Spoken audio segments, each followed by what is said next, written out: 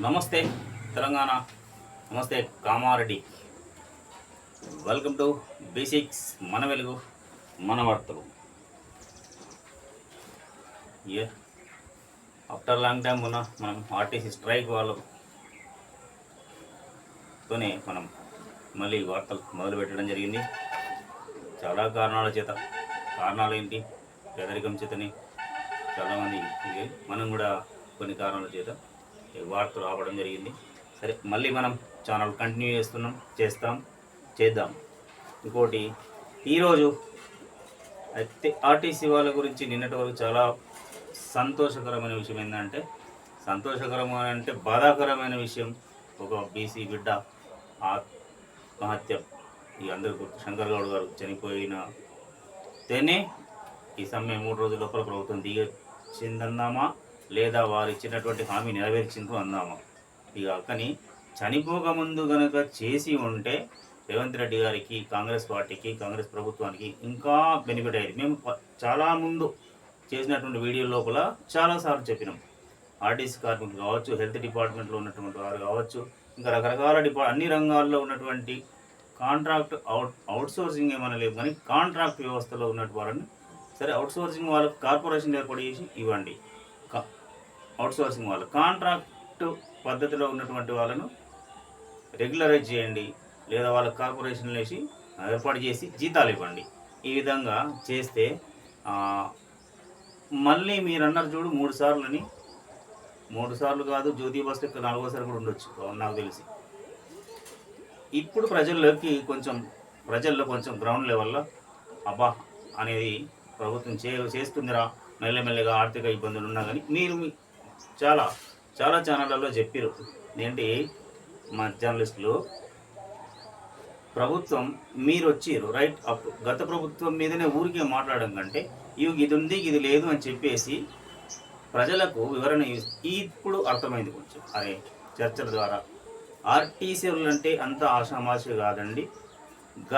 ఉమ్మడి రాష్ట్రంలోనే చంద్రబాబు నాయుడికే ముఖ్యమంత్రి ఉన్నప్పటి నుంచే వినలే ప్రైవేట్ పరం చేస్తామంటే కుదరలే.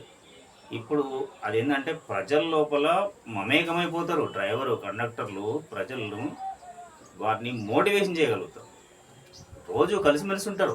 ఒక ఆర్టీసీ డ్రైవరు, కండక్టర్ ఒక ట్రిప్పుకు 100-120 మంది అంటే ఒక రోజు 2-3 ట్రిప్పులు చేస్తూ ఉంటే 2-3 అంటే ఇంచుమించు ఒక 500 మందిని 1000 మందిని మోటివేషన్ చేయగలుగుతారు, చెప్పగలుగుతారు.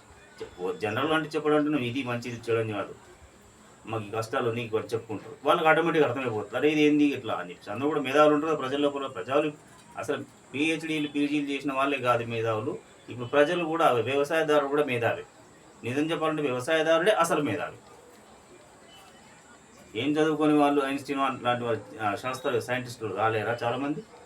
ఆ మాదిరిగా మొన్న ఒక వీడియోలో చూస్తే అదే మాదిరి. అయితే మనం ఇప్పుడు ప్రధానంగా ఏంటంటే, ఆ శంకరగౌడ్ అన్న గారికి నివాళులు అర్పిస్తూ మనం ఆయన ఆత్మశాంతిగా ఉండాలని కోరుకుంటూ, ఆ ఎట్టకేలకు ప్రభుత్వంలో మీరు విలీనం చేయకపోయినప్పటికీ హామీ మాత్రం ఇచ్చిండ్రు, ఎలాగో చేస్తారని కార్మికులు కూడా నమ్ముతున్నారు, మేము కూడా నమ్ముతున్నాం. ఈ వీడియో మేము 24లో మొదలుపెట్టినప్పటి నుంచి మధ్యలో కూడా చెప్పినాం ఈ ఉద్యోగస్తుల గురించి, ఎస్పెషల్లీ ఆర్టీసీ కార్మికుల గురించి. వాళ్ళు కార్మికుల, ఉద్యోగస్తుల ఏమి అని చెప్పుకోలేని పరిస్థితులు అన్నట్టు. అందులో ఇంకో ప్రధాన సమస్య ఉన్నదండి, ప్రభుత్వానికే విన్నవిస్తున్నాం. భట్టి గారు మీరే కాదు ఇప్పుడు ప్రధానంగా రేవంత్ రెడ్డి గారు చేరాలంటే మీకు వార్త చేరితే మీరే పరిష్కారానికి దారి చూపుతారు. అందులో చిన్న కారణాల చేత సస్పెండ్ రిమూవల్ అయిన వాళ్ళు ఉన్నారు. సరే, పెద్దగా తప్పు చేసినారంటే ఆ పనిష్మెంట్ తప్పే అంటాం ఎవరైనా. చిన్న కారణాల చేత ఆబ్సెంట్ అనో, లేదు ఇంకా చిన్న టికెట్ డబ్బులు తీసుకొని అది కూడా తప్పు. వాస్తవానికి అది చేయకూడదు, పెద్ద నేరం. దొంగలకి అయిపోయి డబ్బులు తీసుకొని టికెట్ ఇవ్వకపోతే అది ఆర్టీసీ కార్మికులు ఎట్టి పరిస్థితులు చేయరు. కానీ అనుకోకుండా జరిగినవి ఉంటే కనుక, లేదు ఇంకా కొన్ని కారణాల చేత, అనారోగ్యం చేత ఆబ్సెంటిజంలో ఉంటే, ఇట్లాంటి వారికి ఇంకా కొంతమంది ఉన్నారు. వారిని కూడా మీరు సత్వరమే వారికి ఉద్యోగాలు ఇచ్చేస్తే, ఇప్పుడు ఇంకా వాళ్ళు తిరుగుతూనే ఉన్నారు, వారికి కూడా ఉద్యోగాలు ఇచ్చేస్తే మీరు ప్రభుత్వంలో కలిపే లోపల నిరుద్యోగస్తులు కాస్త వాళ్ళు ఇప్పుడు ఉద్యోగస్తులు అయిపోతారు. వాళ్ళే ఉద్యోగస్తులే సస్పెండ్లో ఉన్నవారు, రిమూవ్లో ఉన్నవారు ఉద్యోగస్తులు అయిపోతారు. అప్పుడు ప్రభుత్వంలో కలిపినప్పుడు ఎంత అంటే సంఖ్య పెరుగుతుంది కాదు. ఇక్కడ ప్రభుత్వానికి మంచి పేరు అనేది ఇప్పటికీ ఉంది, ఇంకా పెరుగుతుంది. ప్రచారం అనేది పెరుగుతుంది. మీరు అప్పుడు డబ్బులు ఖర్చు పెట్టడం కాదు. ఇప్పుడు ఇక రాజకీయాలకు వెళ్ళదలుచుకోలేదు, ప్రధానంగా ఆర్టీసీ మీద మాట్లాడాలనుకున్నాం. అయితే ఇంకోటి ఇక ఈ ప్రచారం ఎట్లా అంటే ఆమె చేసిండు. ఆర్టీసీ వాళ్ళు అల్ప సంతోషులు అండి, ఎక్కువ పని చేస్తారు, సంతోషం తొందరగా ఇది ఎక్కువ. అలాంటి మీ ఫోటోలకు పాలాభిషేకం అది ఇది చేసేవారు.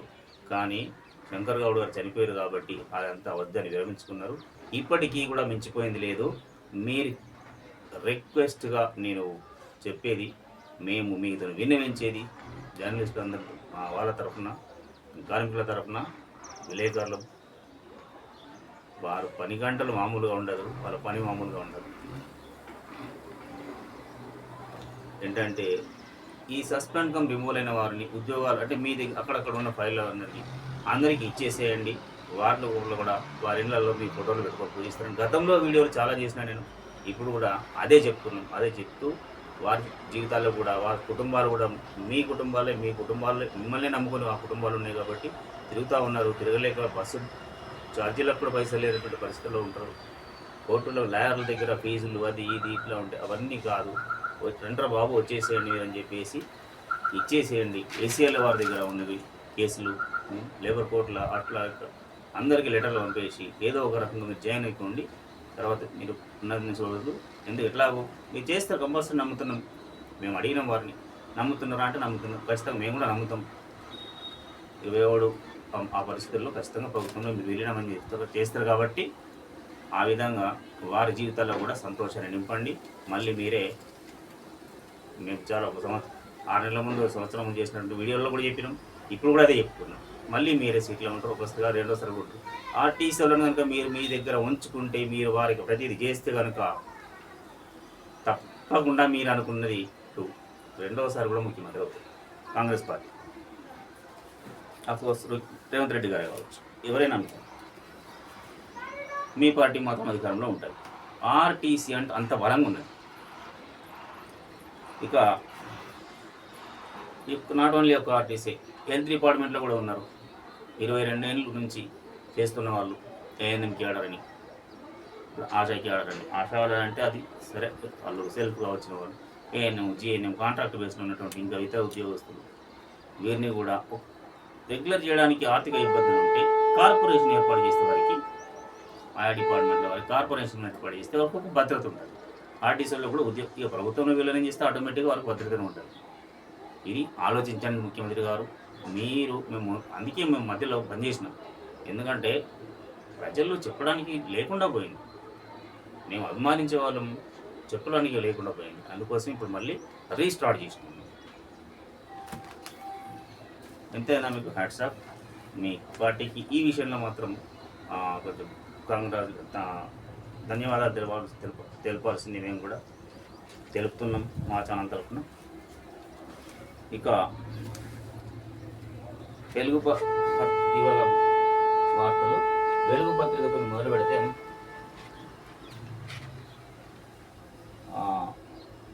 ఎవరు కవిత ఎక్స్ఎమ్మెల్సీ కేసీఆర్ మన మనిషి కాదు మర మనిషి. కేసీఆర్ మన మనిషి కాదు మర మనిషి. ఏంటక్క స్వయాన తండ్రిని గారిని పట్టుకొని మీరు ఇలా మాట్లాడుతుంటే, రాజకీయాలు పక్కన పెట్టండి, మధ్యలో మరి ఎవరిని మీరు ఇది ప్రజలనా? ప్రజలు ఏమనుకోవాలి? ఇది తండ్రి కూతుర్లా అన్నా చెల్లెళ్ళదా? మరి భావన పక్కబెట్టి మాకు ఈ ఇంటి రాజకీయాలని ప్రజలు ఇంకా నమ్మరి అయిపోయిందిగా. ఎందుకు మీరు టీఆర్ఎస్ మీరు మన తొలి వెలుగు రఘు అన్నగారు చాలా ముందే చెప్పారు. మీరు టీఆర్ఎస్ అదే తెలంగాణ రాష్ట్ర సమితి ఎస్ఎన్ కాకుండా సంథింగ్ ఏదో చెప్పిండు, ఏదే పార్టీ అనేది కలర్ కూడా చెప్పిన కొంచెం ఇక్కడ మిస్టేక్ అది. సరే ఓకే, టీఆర్ఎస్ అని అంటే మీరు ఎంత టెక్నిక్గా ప్రజలు ఆలోచన చేయాలనుకుంటారా? ప్రజలు చాలా అడ్వాన్స్ ఉన్నారు. ఇప్పుడు ప్రజలు అడ్వాన్స్ ఉన్నారక్క. మీరు మీ సంస్థ ఉండే కదా, అది కాకుండా అసలు అదే జాగృతిని రాజకీయ పార్టీగా చేస్తే మీకు కొంచెం బెనిఫిట్ ఉంటుంది. కానీ మీరు టీఆర్ఎస్ అని చెప్పేసి మీరు అప్పుడున్నటువంటి క్రెడిట్ను బీఆర్ఎస్ను అట్లా మార్చి ఏదైపోయినామని మధ్యలో మీరు ప్రెస్ మీటర్లో చెప్పి నష్టపోయినామని చెప్పి ఇప్పుడు టీఆర్ఎస్ వచ్చే విధంగా మన సేన అని పెట్టిండ్రు. తెలంగాణ రాష్ట్ర సమితి కాస్త తెలంగాణ రాష్ట్ర సేన అయిపోయింది. ఇంకొక ప్రజలకు ఇంకో ఆలోచన కూడా వస్తుంది. అక్కడ జనసేన ఉంది కదా, ఆ ఆలోచనతోని అదేం లేకున్నది అని అనుకుంటారు, కానీ ఉంటుంది. ప్రజలు అట్లా కోడి చేసుకుంటారు, కోడ్ చేసుకుంటారు. అది ఉన్నది ఇప్పుడు అంత అడ్వాన్స్ కాలం ఉంది. మరి కేసీఆర్ మన మనిషి కాదు అని అంటే ఎందుకు కాదు? ఎంత కాదు, ఆయన పెద్ద, ఆయన ఉద్యమం చేసిండు, ఉద్యమకారుడు, స్వయాన ఇప్పుడున్న ముఖ్యమంత్రి గారే గౌరవిస్తారు. అసెంబ్లీలోనే పోయి దగ్గరకు పోయి ఎన్ని బయట రాజకీయాలు ఎన్నున్నా కానీ పెద్ద ఆయనే మీరే ఇలా మాట్లాడడం అది మీ కుటుంబ వ్యవహారం. ఇది మన మనిషి కాదంటే మరో మనిషి అంటే మీరు చెప్పినట్టు వింటే మనిషి అన్నట్టు అది కాదు. గుంటనక్కలు తోడేళ్ల చేతుల్లో బందీ అయ్యిండు. ఎవరంటూ కవితక్కనే, మనం ఎవరంటలేము, కవిత గారే అంటున్నారు. హైడ్రాతో ఇండ్లు కూలుస్తున్న రైతుల పొలాలు మునిగిన చేవేళ్ల ప్రమాదం జరిగిన రాలే. ఏమో మరి అది మీకు తెలవాలా, మీ ఇంటిలోకి తెలవాలి. ఎందుకంటే ఇది ప్రజలు ఇంటి కుటుంబ పార్టీలకు ఓట్లు వేయడం మర్చిపోయిన రోజు. ప్రజలు మారాలండి, ప్రజలే మారాలి. ప్రజలు చాలా అడ్వాన్స్గా ఉన్నారు కాబట్టి ప్రజలు మారాలి. ప్రజలు మారితేనే ఇవి చూడండి, ఆర్టీసీ కార్మికులకు దెబ్బకు ఎట్లా ఉన్నది అట్లా ప్రజలు కూడా ఆ విధంగా ప్రజా ఉద్యమాలు వస్తే తప్ప ఎవరైనా ప్రజలు ఉద్యమాలు చేస్తేనే సాధించుకోగలుగుతారు. ఏ డిపార్ట్మెంట్ అయినా ఉద్యమాలు చేస్తేనే లాబింగ్ ద్వారా పోవాలి. ఒక్కసారి ఒకరోజు 2 రోజులు చేస్తే పిలుపు వస్తుంది, పోయి అక్కడ నిజాలు అనేటి ఉన్న ఉద్యోగస్తులందరూ చెప్తే తప్ప అది అక్కడ పరిష్కారం అవుతుంది. ఇక్కడ వచ్చి ఉద్యోగస్తులు చెప్పాలా, మళ్ళీ యథావిధిగా నడుస్తూ ఉంటుంది. అంటే పాలకులు, ప్రజలు, అనుసంధానకర్తగా ఉన్నటువంటి యూనియన్లు ఇవన్నీ కలిసిమెలిసి ఉంటేనే జనజీవనం ముందుకు సాగుతుంది, ప్రభుత్వాలు ముందుకు సాగుతాయి, మంచి ప్రభుత్వాలు కొనసాగుతాయి. ఇక కోదండరాం అజారుద్దీన్కు ఎమ్మెల్సీలుగా లైన్ క్లియర్. జూబ్లీ హిల్స్ అప్పుడే కదా అజారుద్దీన్కు మంత్రి పదవి ఇచ్చిండ్రు, కానీ 6 నెలల లోపల కావాలి కదా. ఇక మరి ఇప్పుడు ఇక్కడి నుంచి మరి ఎమ్మెల్సీలుగా లైన్ క్లియర్. దీంట్లో కోదండరాం సార్కు అయితే నిజంగా సార్కు అసలు ఇన్ని రోజులు పోర్ట్ఫోలియో లేని మంత్రి లెక్క సారు అటు నా ఇటు అన్నట్టు అయిపోయింది. కానీ ఇప్పుడు లైన్ క్లియర్ అయిందంటే ఆమోదం తెలిపిన గవర్నర్ శివప్రతాప్ శుక్లా సుమారు 8 నెలలుగా లోక్సభలో ఫైల్ పెండింగ్. అజారుద్దీన్ మంత్రి పదవి ఇంకా 5 రోజుల డెడ్ లైన్. ఈలో గవర్నర్ నిర్ణయంతో పదవి సేఫ్. అంటే ఆయన ఇక డోకాలే అంటే ఇద్దరు ఎమ్మెల్సీలుగా కొనసాగుతారు. ఒక ఇంపార్టెంట్, నేటి నుంచి సెన్సెస్ మే 11 వరకు సెల్ఫ్ ఎన్యూమరేషన్. 6 గంటల నుంచి మొదలుకుంటే మార్నింగ్ 6 అంటే ఉదయం 6 గంటల నుంచి 12 గంటల వరకు రాత్రి 12 వెబ్సైట్ ఓపెన్ ఉంటుందంట. ఏంది ఇది? ఇప్పుడు 16 ఏళ్ళ తర్వాత ఇండియాలో జరిగింది జనగణన. 16 ఏళ్ళ ప్రతి 10 ఏళ్ళకి వస్తారు, 11 ఏళ్ళకి వస్తారు జనాభా లెక్కలు. అదే జనగణన జరగాల, కానీ 16 ఏళ్ళ తర్వాత చేపట్టిండ్రు. ఇంత మంచి కార్యక్రమం నిజంగా. ఇక సరే, ఈ రాజకీయాలు నడుస్తూనే ఉంటాయి. ప్రజలారా ఎప్పటికప్పుడు అప్రమత్తంగా ఉండాలి. ఆర్టీసీ కార్మికులను ఆదర్శంగా తీసుకొని నిలదీయమనడం లేదు, అడగాలి, కొట్లాడాలి. చనిపోవడాలు మాత్రం ఉండద్దు. ఆత్మహత్య చేసుకోవడాలంటే ఆలోచనే రావద్దు. లడ్నేకా జీత్నేకా, బస్ కొట్లాడాలి, గెలవాలి. ఫీజుల దోపిడీకి వ్యతిరేకంగా నేడు ధర్నా. ఎమ్మెల్సీ తీన్మార్ మల్లన్న ప్రకటన. అన్న ప్రశ్నించే గుణం అందరికీ ఉండే, కానీ గత 10 ఏళ్ళల్లో తప్పు పెట్టేసినా కానీ ఆ 10 ఏళ్ళలో నువ్వు మొదలుపెట్టినవు చూడు, ఆ విషయంలో మీరు ఆదర్శం. అక్కడి నుంచి మొదలుకుంటే స్టెప్ బై స్టెప్ కొందరు ఈ ఛానల్స్ ఏర్పాటు చేయడం మీరే ఆదర్శం. ఎట్ ద సేమ్ టైం ఇంకోటి ఏంటంటే మీరు రాజకీయ అధికారం దాకా రావాలన్నది కూడా మంచి ఆలోచన, కానీ అందరినీ కలుపుకొని పోవడం చాలా మంచిది. ఇంకోటి ఫీజుల దోపిడీ అనేది ఫీజుల దోపిడీకి వ్యతిరేకంగా నేను ధర్నా కాదన్న, అసలు ప్రైవేట్ స్కూల్స్ వ్యవస్థనే రద్దు చేయమని చెప్పేసి డిమాండ్ పెట్టేసి దాని మీద తీసుకొస్తాడు. ప్రైవేట్ స్కూల్ వ్యవస్థ, ప్రైవేట్ కాలేజీలు అనేటివి ఉండకూడదు, అద్దు అని చెప్పేసి ఆ స్టాండ్ తీసుకోండి మీరు. నేను మీకు చెప్తున్నాను, మీకు ఫోన్ చేద్దామన్నా కానీ ఇప్పుడు కలిసే పరిస్థితులు ఉండరు కదా. సరే మీ ఇక్కడ ఉన్నటువంటి మీ జిల్లా నాయకులతో నేను మాట్లాడి మీకు ఫోన్ చేయిస్తాను. మీరు ఒక్క స్టాండ్ అన్న, ఇది సాధ్యమవుతుంది, ఇది సాధ్యం చేయండి. చరిత్రలో ఉండిపోతారు, నిజంగా చెప్తున్న చరిత్రలో ఉండరు. నేపాల్లో జిన్జీ ఉద్యమం వచ్చిన తర్వాత అక్కడ అతి తక్కువ చిన్న ఆయన ప్రైమ్ మినిస్టర్గా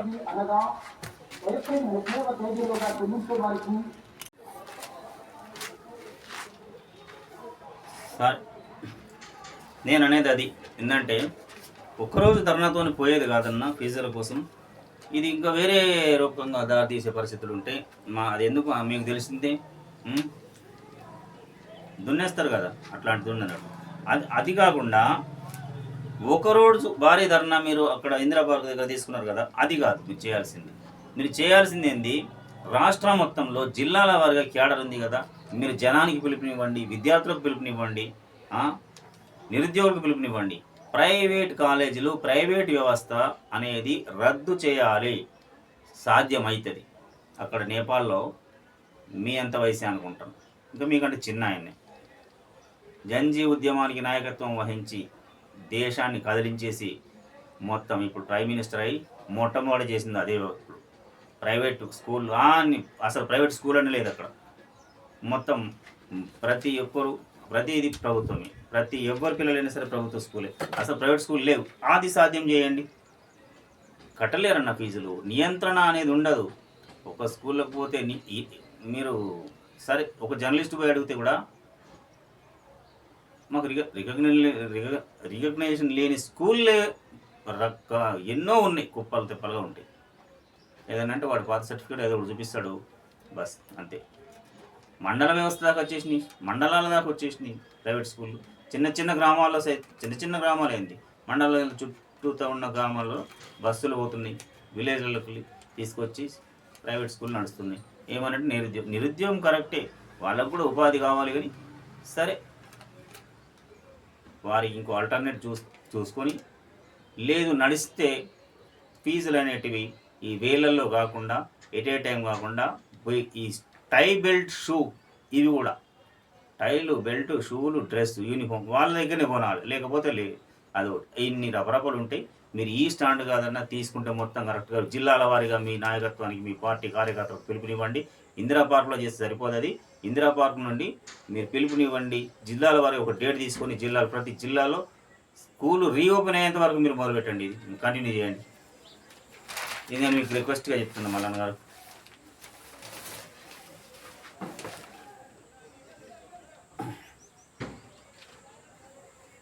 పిఆర్సీతోని ఆర్టీసీకి 11% పిఆర్సీ ఇచ్చిరా, దాంతో భారం పడుతుందంట అన్న. సారీ, ఇక మన తెలంగాణ ఊత పదంగా బట్టి వచ్చేస్తుంది. సారీ, ప్రభుత్వాన్ని ఒకటి అంటున్నాం, పత్రికల్లో డైలీ ఏసీబీ అండ్ వాళ్ళ రైడింగ్లో దొరికినటువంటి డబ్బు కొన్ని వేల కోట్లు ఉంటుంది, 375 కోట్ల లెక్కన. అవన్నీ రికవరీ చేస్తే, ఖజానాలో జమ కడితే రాష్ట్రం మీ పేరు చరిత్రలో ఉంటుందని నేను 100 సార్లు చెప్పిన గత వీడియోలలో ఈరోజు కూడా చెప్తున్నాను. ఏం పెద్ద ఫరక పడదండి. ఎట్టకేలకు ఆర్టీసీలో అయితే విజయమే. ఇది మీ విజయము, వాళ్ళ విజయము. కానీ అతను చనిపోవడం దురదృష్టకరం. శంకర్ గౌడ్ అన్న ఆర్టీసీ చరిత్రలో చిరస్థాయిగా నిలిచే నిర్ణయం. ఎవరిది? మెట్టు సాయి మోతే రోహిత్ గాంధీ భవన్లో సంబరాలు చేసుకున్నారు వాళ్ళు, కాంగ్రెస్ పార్టీ వాళ్ళు. నేను అదే చెప్తున్నా, కాంగ్రెస్ పార్టీకి మళ్ళీ పునర్వైభవం, మళ్ళీ ప్రభుత్వం ఏర్పాటు చేయాలని అంటే తప్పకుండా మీరు విలీన ప్రక్రియను చేస్తూ, ప్రక్రియ ప్రారంభమైందని చెప్పారు.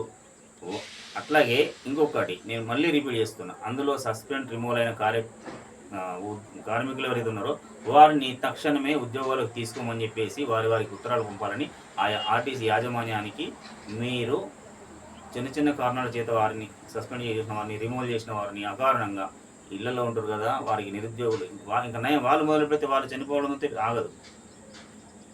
ఇప్పటికే రోడ్డు మీద ఉన్నారు వాళ్ళని తీసుకుంటే వాళ్ళని తిరిగి ఉద్యోగాలు జాయిన్ చేసుకోండి.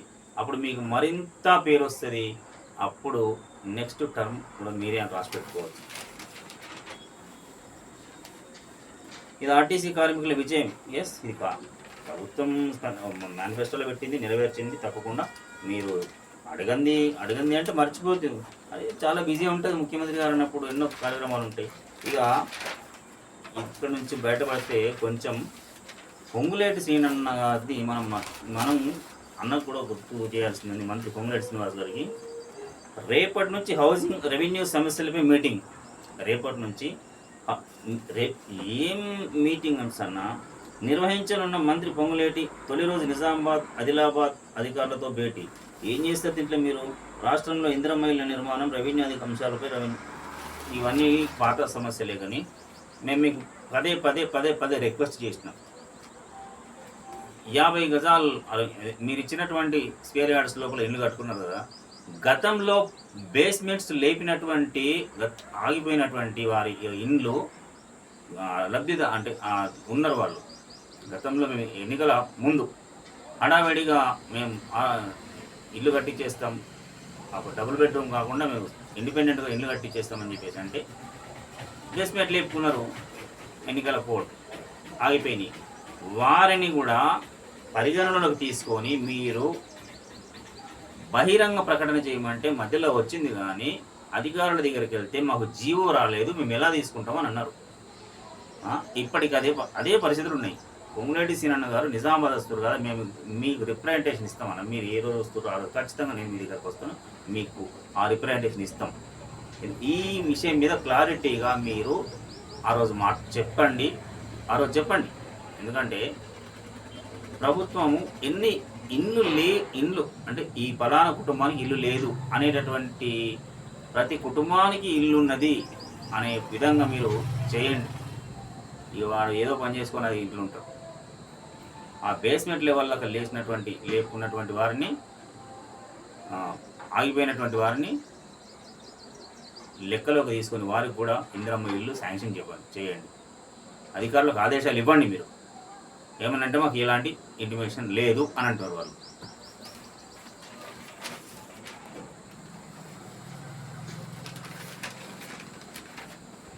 ఇవి మనం ముందుగానే వ్యూయర్స్, ఆడియన్స్ ముందుగానే చెప్పాల్సింది నేనేంటంటే ప్రజల సమస్యలు, ప్రజల సంక్షేమం మీదనే మాట్లాడతాం మనం.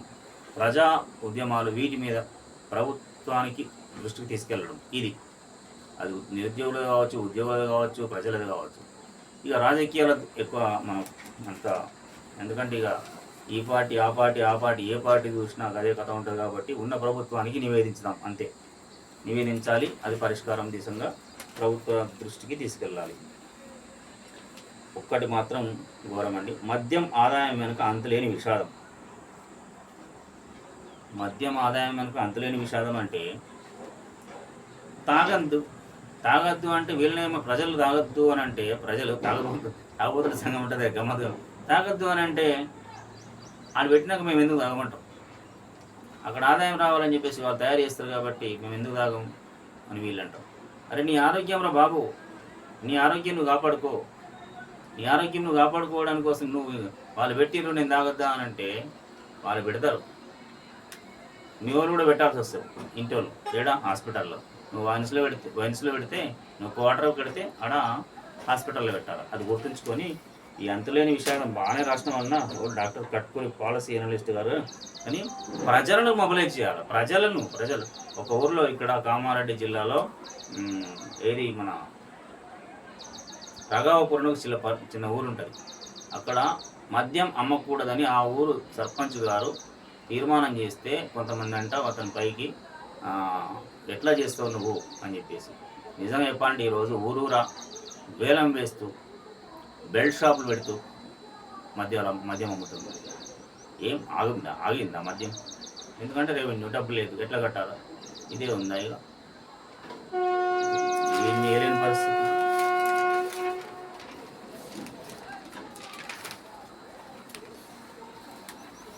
ఉచిత పథకాలు అర్హులకి అందాలి.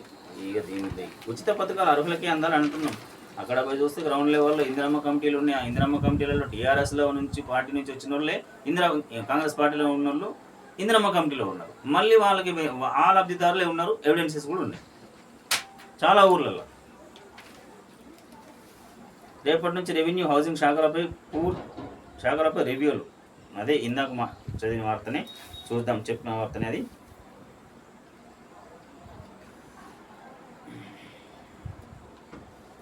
అవు పుణ్యాత్ముడు తన రైతు భరోసా డబ్బులను తన తల్లి ఖాతాకు మళ్లించిన ఏఈఓ.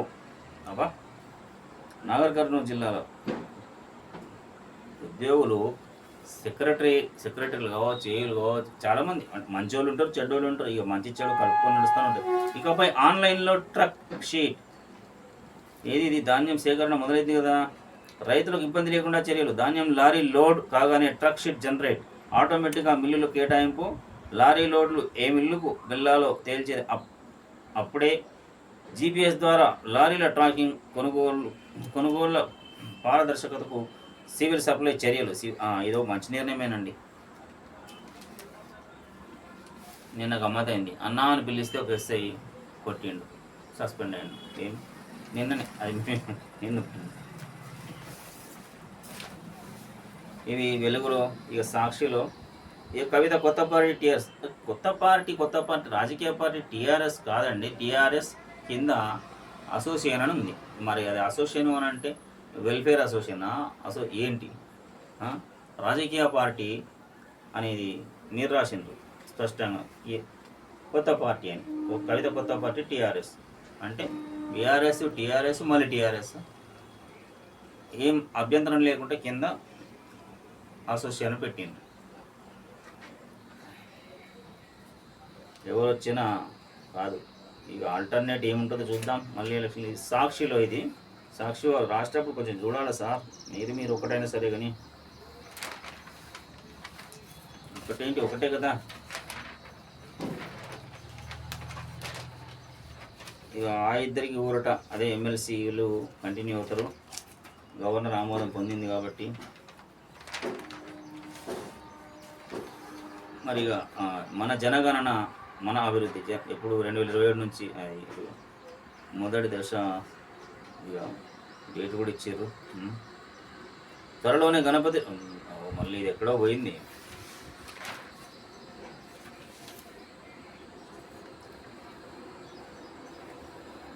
త్వరలోనే గణపతి లొంగిపోతారు.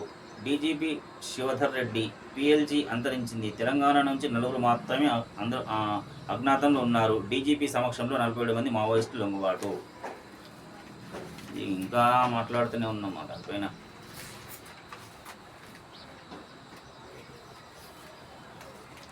ఏమున్నాయి మనకు కావాల్సినవి? కామారెడ్డి జిల్లా వార్తలు చాలా రోజుంది కాబట్టి తప్పకుండా.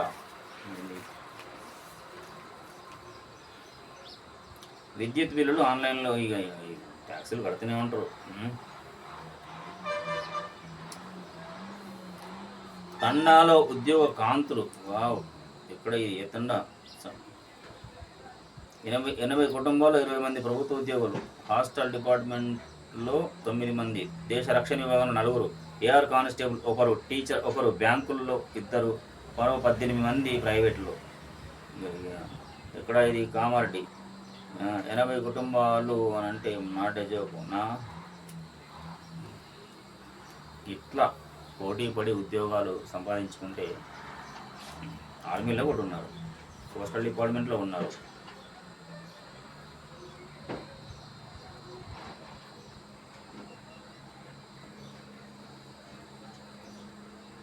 ఏ ఊరు తండా ఆయన మరి? అది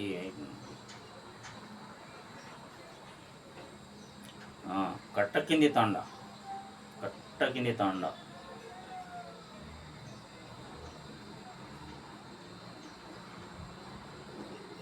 ప్రతి గ్రామంలో మేము కూడా రిక్వెస్ట్ చేసేది, ఈ మధ్యలో ఎంప్లాయ్మెంట్ ఆఫీస్ నుంచి కావచ్చు, అంటే జిల్లా ఎంప్లాయ్మెంట్ ఆఫీసుల నుంచి కావచ్చు, లేదా ఏదైనా ఫ్యాక్టరీలు కావచ్చు, మొన్న ఫౌండేషన్ వారు, జిఎస్ఆర్ ఫౌండేషన్ అని కామారెడ్డిలో వారు, ఇంకా రకరకాల వారు ఉద్యోగమే నిర్వహిస్తారు. నిరుద్యోగులారా, అంటే సరైన ఉద్యోగం లేదని ఉన్నట్టు అసలు పని చేయకుండా ఉండకూడదు. అదే ఎగ్జాంపుల్ ఈ తండా. ఆ తండాలో ఎవరు ఖాళీగా ఉన్నారంట, ఎవరైనా ఖాళీ దొరికితే వాళ్ళని తీసుకుపోయి ఎక్కడో ఒక చోట పనికి పెట్టేసేస్తారంట. ఆ మాదిరిగా చేస్తే కుటుంబానికి ఆసరా, సరే మీరు చదువుకున్న చదువుకు అప్పటి వరకు ఏదైనా సరైన ఉద్యోగం వచ్చేంత వరకు ఆసరాగా ఉంటాం. ఆ పని చాలా మంచిది. ఈ ఈ ఉద్యోగ మేళాలను వినియోగించుకోవాలి. ఇక రైతులకు ఇబ్బందులు కలగకుండా చూడాలి. సర్కారు బడుల్లో విద్యార్థుల సంఖ్య పెరగాలి. కామారెడ్డి ఎమ్మెల్యే వెంకటరమణారెడ్డి గారు. ఈ కామారెడ్డి ఎమ్మెల్యే వెంకటరమణారెడ్డి ఇక్కడ మాట్లాడుతున్న ఎమ్మెల్యే వెంకటరమణారెడ్డి పక్కన కలెక్టర్ ఆశిస్తాను. ధాన్యం సేకరణ సమయం వచ్చింది కాబట్టి రివ్యూ మీటింగ్ జరిగింది. అదే ఏమంటుంటారు కామారెడ్డి రమణారెడ్డి ఎమ్మెల్యే రమణారెడ్డి గారు మన రైతులకు ఎక్కడ కూడా ఇబ్బందులు కలగకుండా చూడాలని చెప్పేసి సర్కారు బడుల్లో విద్యార్థుల సంఖ్య పెరగాలి. రైట్, సంతోషమే. సర్కారు బడుల్లో విద్యార్థుల సంఖ్య పెరగాలంటే అన్న ప్రైవేటు బడులను మూయించేటటువంటి ఒక ఉద్యమం తీసుకోరన్న మీరన్న. మీ పార్టీలో మీరు టాప్ అయిపోతారు, టాప్ వస్తారు. కామారెడ్డిలో కానీ మొత్తం ఓవరాల్ రాష్ట్రంలో ఉద్యమాన్ని మొదలుపెట్టి ఉంటుంది. అప్పుడు చూడండి, ప్రైవేట్ వ్యవస్థ అనేది ఉండదు అని చెప్పి ప్రైవేట్ స్కూల్ వద్దు అని చెప్పేసి ఆ ఉన్నటువంటి ప్రైవేట్ స్కూల్ని ప్రభుత్వ స్వాధీనం చేసుకొని నడుపుదామని చెప్పేసి మీరు డిమాండ్ పెట్టండి. ఎట్లుంటుందో పరిస్థితి. మీరు ఆ స్టెప్ తీసుకోండి. చేస్తారా? చేయగలుగుతారా? చేయలేరు. ఎందుకంటే అక్కడ సెంట్రల్లో ఉన్నారు కదా. పెద్ద ఎక్కడ సాధ్యం కానీ అదన్నా. ఎందుకంటే మొన్నటి వరకు మీరు చేసింది చాలా మంచి పని. ప్రభుత్వ స్కూళ్ళకు ఏంటి ఆ బెంచీలు వితరణ చేసిండ్రు, సిట్టింగ్ బెంచీలు చాలా మంచి, చాలా నేను తిరిగిన దగ్గర చాలా అప్రిషియేట్ చేశారన్న. ఈ విజయం శంకర్ గౌడ్కు అంకితం. ఆర్టీసీ జేఏసీ నాయకుల ప్రకటన. సమ్మె విరమించిన కార్మికులు కామారెడ్డి బస్టాండ్ ఎదుట సంబరాలు. శంకర్ గౌడ్ చిత్రపటానికి నివాళులు అర్పిస్తున్న కార్మికులు. ఓకే, ఇక్కడ దీంట్లో ఎవరెవరు పాల్గొన్నారు? జేఏసీ నాయకులు సీతారాం, వీడిదాస్, ప్రేమ్ కుమార్, శేఖర్, ఖదీర్, మూర్తి, రమేష్ గౌడ్, వెంకట్ గౌడ్, ఇంకా తదితరులు. ఇంకెవరు? ముఖ్యంగా స్త్రీలు, కామారెడ్డిలో ముఖ్యంగా లేడీ కండక్టర్స్ వీళ్ళంతా పాల్గొని సమ్మెను విజయవంతంగా పూర్తి చేసుకున్నారు. పోరాడిండ్రు, మాట్లాడిండ్రు. మనం కూడా కవర్ చేసినాం, మనం కూడా ఇచ్చినాం వార్తలు. విజయవంతంగా సంబరాలు చేసుకున్నారు. ప్రభుత్వానికి ధన్యవాదాలు తెలుపుతున్నారు. సరే, విలీనం లేట్ అయినా 11% పిఆర్సీ ఇచ్చారు కదా, దాంతో నేను అంటున్నా అంత అల్ప సంతోషులు అని. అంటే తక్కువ జీతం ఉన్న వేలకు లక్షల అవసరం లేదు. ఒక మనిషి ఒక కుటుంబం బతకాలంటే 50 నుంచి 60 వేలు సరిపోతుంది. 50 నుంచి అట్లా 1 లక్ష రూపాయలు సరిపోతుంది. ముందు అందులో పిఆర్సీ చేసేటప్పుడు కూడా ఇద్దరికి బెనిఫిట్ ఉంటుంది. అది ఒక గమ్మత్తు ఉంటుంది. ఇది నిపుణుల కమిటీకి సూచించే అవకాశం వస్తే మాత్రం ఖచ్చితంగా అక్కడ నివేదించాల్సిన అవసరం ఉంటుంది. ఇది సాక్షి పేపర్లో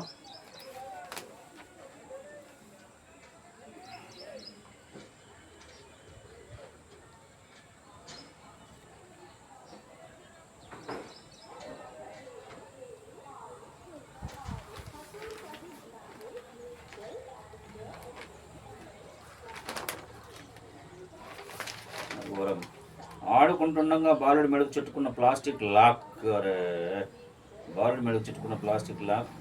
గమనించి ఆసుపత్రికి తరలించిన పోలీసులు. వైద్యులు లాక్ను తొలగించడంతో తప్పిన ప్రమాదం. ఏందమ్మా మరి పిట్లంలోనే ఎక్కడో కాదు, కామారెడ్డి జిల్లాలో పిట్లంలో పిల్లవాడు చైన్కు తాళం ఉన్నట్టున్నది. ఆడుకోని అవుతుంది మెడకు చుట్టూ. అందుకే పిల్లల దగ్గర పిల్లల్ని చాలా జాగ్రత్తగా చూసుకుంటున్నారు, గమనించాలి. అందుకే అమ్మ నాన్న పిల్లలను కొంచెం జాగ్రత్తగా గమనిస్తూ ఉండాలి. ఏం చేస్తారు, ఏం కథ. ఫోన్లు మాత్రం ఎస్పెషల్లీ ఫోన్లు ఇవ్వద్దండి పిల్లలకి. సైంటిస్టులు చెప్పేది అదే. ఇప్పుడు సమ్మర్ కదా, అదే ఆటపాటలతో కానీ ఏదైనా కోచింగ్ అని కాకుండా ఇంట్లో కూర్చొని ఇది మంచి ఇది చెడు అని ఇంట్లో గేమ్స్, క్యారమ్ బోర్డు, చెస్ ఇట్లాంటివి ఆడుతూ గడపాలి. మంచి చెడులు చెప్పాలి.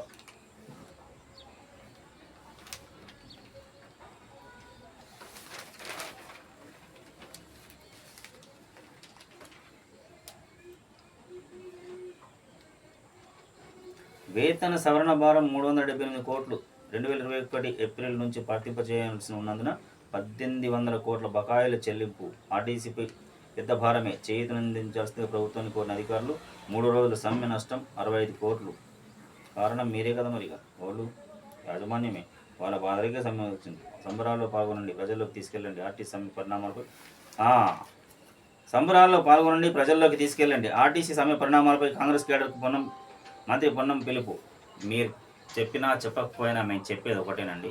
మంత్రి పొన్నం ప్రభాకర్ గారు మళ్ళీ రిపీట్ చేస్తున్నా, మొదటనే చెప్పినాం, ఇది సంబరాలు చేస్తారు. ప్రజల్లోకి వెళ్ళింది, ప్రజల్లోకి వెళ్తుంది.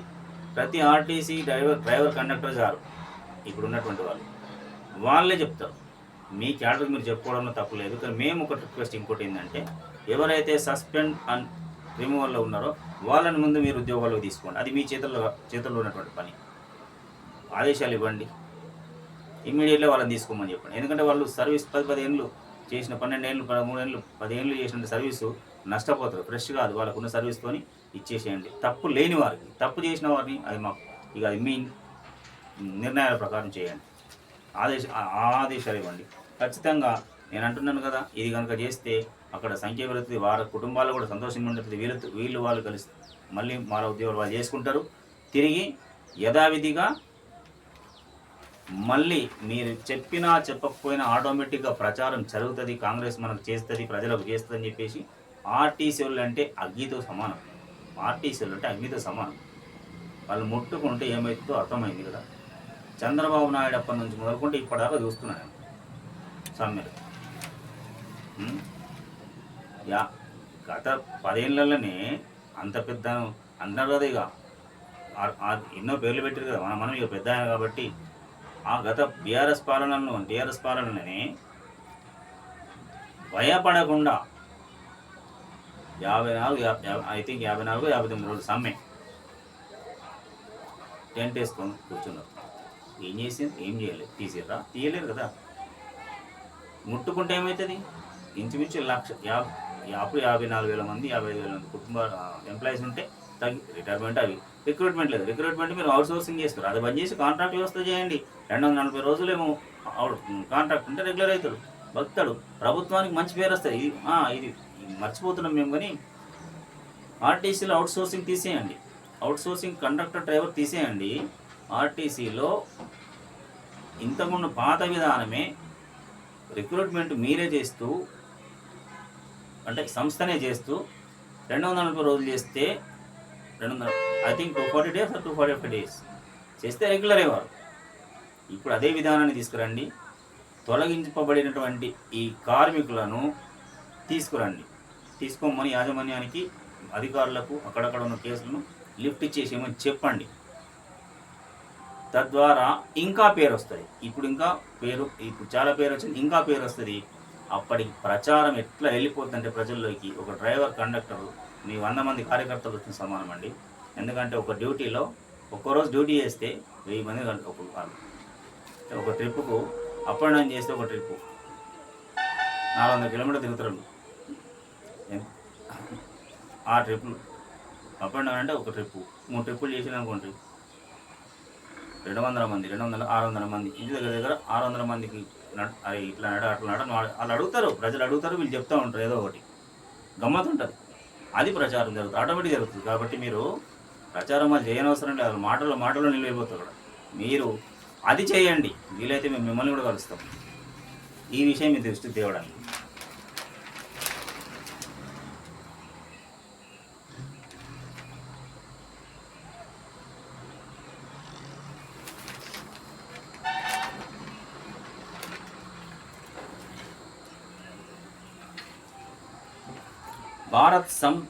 భారత్ సముద్ర జలాల శత్రుదుర్గ యుద్ధాలు ఇవి నడుస్తూనే కదా.